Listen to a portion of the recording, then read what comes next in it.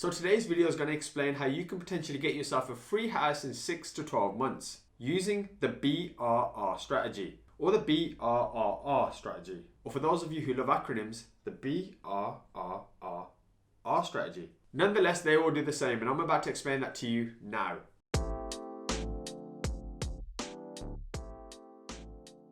What's going on, everyone? My name is Aaron, aka the Anxious Investor, and also the most grateful person in the world who gets to do YouTube videos on a weekly basis thanks to my investments in property. And if you just stumbled across this video, the goal of this channel is to help you invest in property so you can get out there and do the things that you love to do as well, whilst also not making the same mistakes as myself. So hopefully you find this video useful. If you do find it useful, please do give it a like so that the YouTube gods can notice this video, maybe send it out to help other people. And also, if you're new and you enjoy the content, maybe consider subscribing.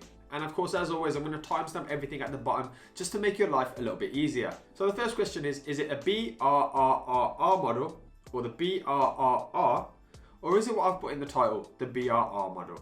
In fact, they're all pretty much the same, and you're going to recognize that at the end of this. But what I'm going to very, very quickly explain is what all of these R's mean. So the first B is buy, so that stays the same throughout the whole process. The second R is renovate or refurb. The third is to refinance. And then the fourth and fifth, which some property investors choose to use, is rent.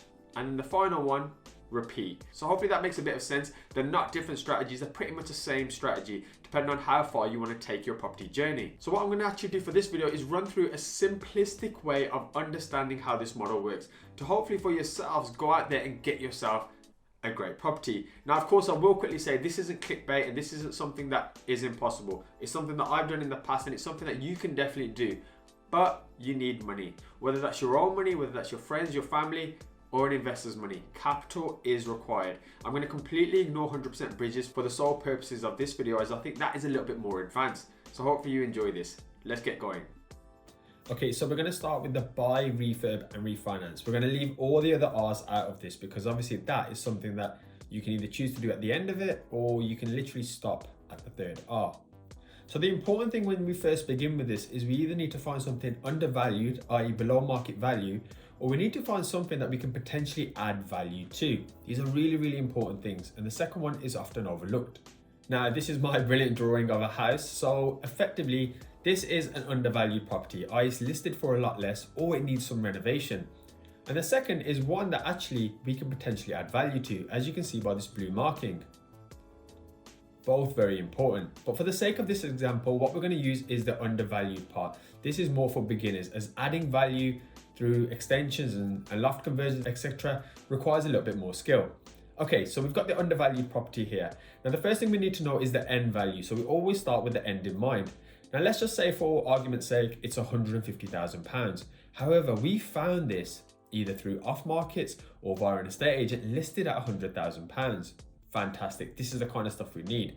The next thing we need to do is establish the cost. Now, costs are very important. So you've got your renovation, i.e. refurb costs, first and foremost, which you want to get down to as much detail as possible. Then we have the holding costs, which are very, very important too, and sometimes often overlooked. And then, of course, your professional fees. Now, I'm just going to make up some examples here at 15,000, 2,000, and we're just going to go with £5,000 for professional fees. And then we're just going to total this up, which comes to £22,000. And this is important. This is the first R effectively. Now, of course, if you flip this, because circumstances change, and I always recommend having two exit strategies.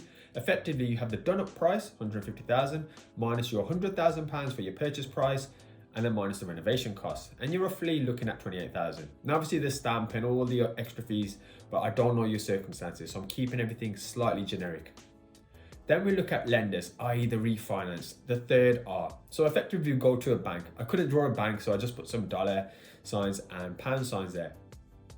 Now what we're going to do now is, having done this property up now to the new market value, we're going to say to a lender, hey guys, we now think this property is worth £150,000.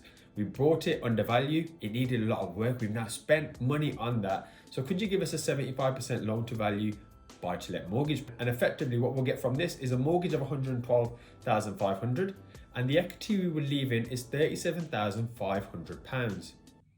Hopefully you're still with me now. And this is what most people say, money left in.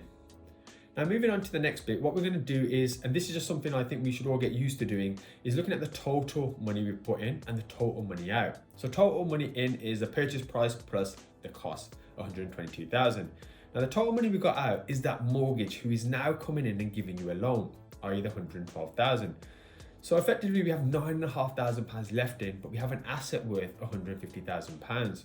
So to summarize, you want to buy to increase value, you want to refinance at the new value, and then you want to pull out as much of your cash as possible. Now, if we got a revaluation of 170 or 180,000 pounds, we would have pulled out all of our money. But 9,500 pounds for an asset that should hopefully rent for, well, however long you need it to rent should work. And then of course you can rent it out, which is the fourth R. And then if you really want to, and you enjoy this strategy, you can repeat it as much as you want. So that gets us to the 5 R's. Okay, so hopefully that made a bit of sense. Now, if there's obviously any questions, please do let me know in the comments below. I'm always happy to just run through some Rightmove and Zoopla examples, but I have a video coming out on that exact topic. What I'm gonna actually do is choose a random area, and I might actually ask you guys in the community section for that area, and then I'm just gonna run through trying to find a deal live on an actual video. Now, the chances are I might not find a deal, because if I do, I'm obviously gonna try and buy it there and then. However, what I will show you is the rationale and the thought process behind how I would assess this, how I would try and think, is this firstly undervalued? Is there a potential to add value here? What is the rental market like? And hopefully that will give you some insight into how a property investor thinks. Now, of course, if you found any of this useful, I would greatly appreciate it if you could smash that like button. And of course, if you're new to the channel, maybe consider subscribing as well. I release 2 videos every single week to help you on your property journey, so that maybe you can do something like I do. I shoot YouTube videos every single week because you have the freedom to do as you wish. And of course, make sure you check all the previous videos so you don't make the same mistakes that I made. And trust me, there were a fair few. And on that note, I just want to thank you all for tuning in and taking time out of your day when you could have been doing anything, but you chose to spend a few moments with me. And I look forward to seeing you next time. Thanks for watching. Hi guys, so I'm just in the process of editing this video, and there's just a few more points that I wanted to run through. The first is to be mindful that if you're going to do this kind of strategy, you want to be technically buying with cash. So a bridge, something I've spoken about on this video, or a cash purchase outright. You want to get the right product. This is not something that you want to be using a buy-to-let mortgage with. So cash is pretty much king here, which is why at the beginning of the video, I said it's really important that you have money available, whether that's your own or an investor's. And the second is that generally speaking, I would only recommend this type of property strategy if you're looking to build your portfolio out. Because if you sell this, then obviously there's going to be a huge capital gains tax bill. So for those of you who don't know, the goal of this channel is to, and if you're new to this channel, the goal, it's annoying me.